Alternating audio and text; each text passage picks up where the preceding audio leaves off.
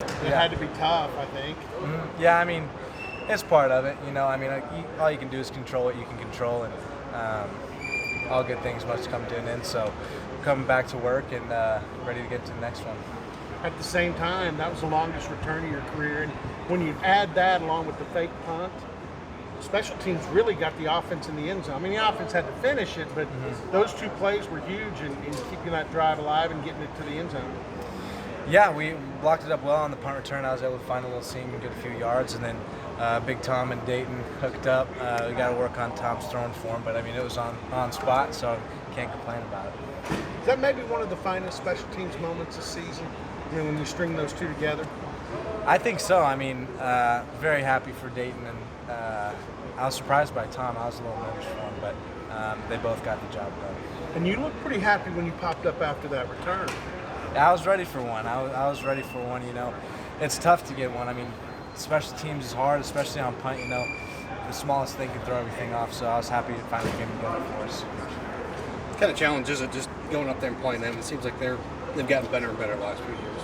For sure. I mean, they're a very talented group, and Ames is always a different place to play with the grass field and the atmosphere. So it's a lot of fun, and we're excited to get up there. You guys have been so good through the years on the road, but I think 6 straight losses in the Big 12 on the road now. What do you think's factored into that, and how do you kind of get out of that? I know there's no easy answer, but right. I mean, I don't think it's any secret what we have to do. I mean, we've had too many penalties and turnovers, and that's been a big emphasis on practice. So just taking care of the ball and doing the little things right, and I think we'll be all right.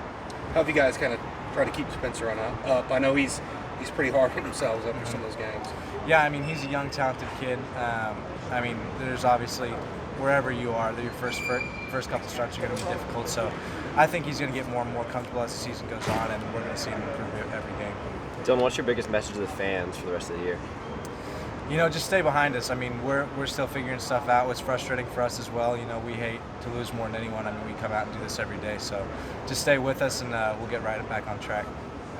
I'm going to ask you another question on Spencer. He started off so sharp. I mean, the Oregon State game may have been one of the best debuts for a quarterback here ever. I mean, how do you explain it? Because is it just, things change during the course of the season?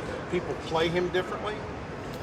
Yeah, I think so. I mean, we've seen a lot of that drop 8 coverage, which Iowa State originally started in the Big 12. So just adapting that is different. It's not something that we used to see all the time, but we see a lot of it this year. So just adjusting to that, it is different. Obviously, he's in the Big 12. I mean, he's going to get more and more comfortable, like I said, but it's just an adjustment for him, and he'll be fine. I know he will.